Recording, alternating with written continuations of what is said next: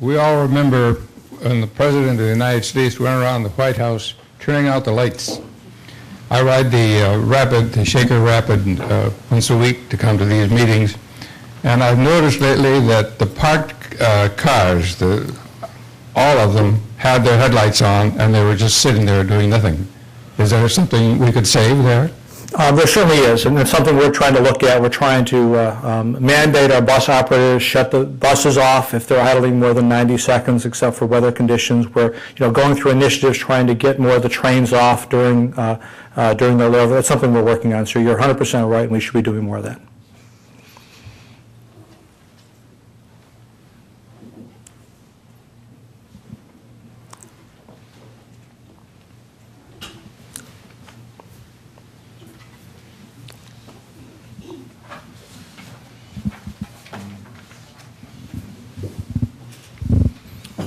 Joe, great job. And especially in talking about the state's dereliction of duty, I might say. What about the federal government in terms of overall transit support? Where are we at with that? What are prospects, especially with a changing economic situation as well as changing energy situation? Yeah, there's a lot changing in Washington. A good question, Len. The transportation bill is typically one of about a 5 or 6 year duration, and that will be renegotiated next year. The transportation bill is in trouble, as we probably read in the paper. The transportation bill is funded with gas tax.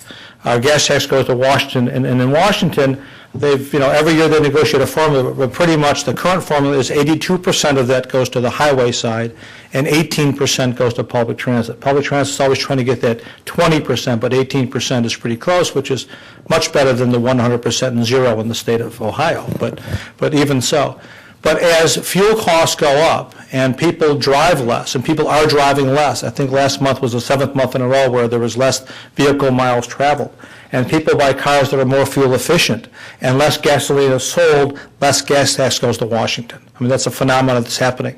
The other side of that is we've seen tremendous increases in construction costs on the highway side of the business with roads and bridges. So, the Highway Trust Fund is in serious trouble. Under the last reauthorization, a task force was put together that came out with a report several months ago saying that, number one, that the gas tax isn't the way to fund public transit and highway transit in the future. But if it is in the short term, they should immediately raise the federal gas tax by 40 cents a gallon, which will probably never fly. But that's the amount of money they need to go into this fund. But on the highway side, they're out of money. The highway side, they say, is bankrupt. The president proposed taking about $8 billion from the transit side and giving it to the highway side. That was not approved in the process. But they've got some big troubles. They're going to have to do things a different way. I think the major conversation down there is to try to do some kind of a mileage charge.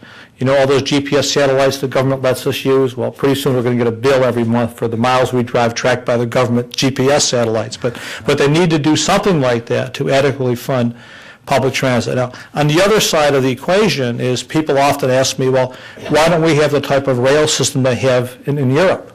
And the answer is pretty simple. We're not willing to pay for it. There where gasoline may cost $8 or $9 a gallon, it doesn't cost more to pump the crude to send to England, but there's $4 or $5 in taxes on every gallon. They're trying to reduce consumption. They're trying to get people to use public transit, and then those funds are going to actually fund a much more robust public transportation system. Will we ever get there? It's going to be very difficult. I think we grew up in an era where we heard almost every day, what's good for GM is good for the country. I think some people are questioning that now. Good question. And we've got to figure out how to get there. Mr. Calabrese, as I understand it, your vehicles will travel on Euclid Avenue, not on curbside, but on the center strip. Can you tell us the effects of safety in your riders going from the curb to the center of the street? I'm going to try to. If you remember or saw pictures of the old days when the trolleys also went down the center of the street, but this is much safer than it was back then. Between Public Square and East 105, they will be going down the center of the street. The stations are also in the center of the street. And it's really pretty safe because each station has associated with it a traffic light, a pedestrian light, and you can get to every station through a safe pedestrian crossing. So we're encouraging people not to jaywalk, but they are signalized access to all the stations.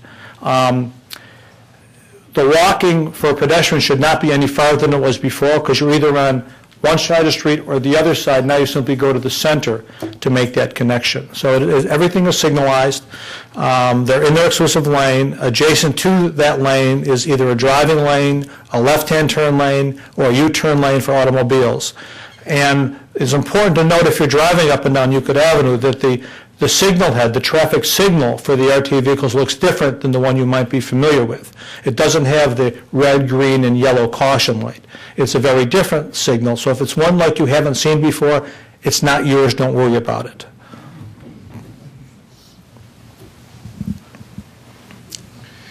Sir, to revisit the question about the urban versus rural, you mentioned how much more Illinois supports. As it happens, I grew up in downstate Illinois, and I still get the hometown paper. And I know that in rural Illinois, they deeply, deeply resent how much money goes to Chicago Transit, because in downstate, they got neither good roads nor public transportation.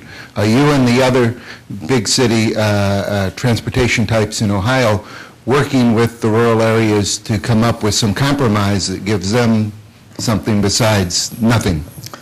Yeah, I'm not sure how Illinois works. I know in Ohio, and it was in New York when I was there, but certainly as just being the former president of the Ohio Public Transit Association, and there are actually more rural systems in Ohio than urban systems. We always bent over backwards to be sure the rural system's needs were met before the urban system needs, because we understand that that's where a lot of the leadership comes from, and they've got to be aware that, number one, there is a system in their region, and is serving the constituents in their region. But we really have a robust number of rural systems. They're very important to their constituents. As I mentioned before, the majority of their trips are for seniors and people with disabilities, so it's very, very important.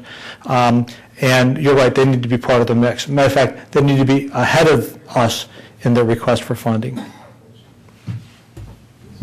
I've actually got, if the questioner can ask, or the microphone holder can ask you a question. Depends if it's a good one. I think it's pretty good. Okay. I grew up in Cleveland, far east, and I moved back 4 years ago from Chicago, where I loved taking the L to work, and I really used public transportation for everything. When I moved back, I moved to Cleveland Heights and took a job in University Circle initially, and thought that it would be great because I could take public transportation downtown. Down to University Circle. I started my job, and I realized no one in my peer group was taking the bus or the rapid, save maybe if they could catch the rapid at Shaker and take it down. So I'm just curious, why do you think that is? It seems to me almost like there's such a big socioeconomic difference between public transportation takers and non-public transportation takers in Cleveland that we don't have. And granted, Chicago's a larger city, but what do you think we might be able to do to attract more people?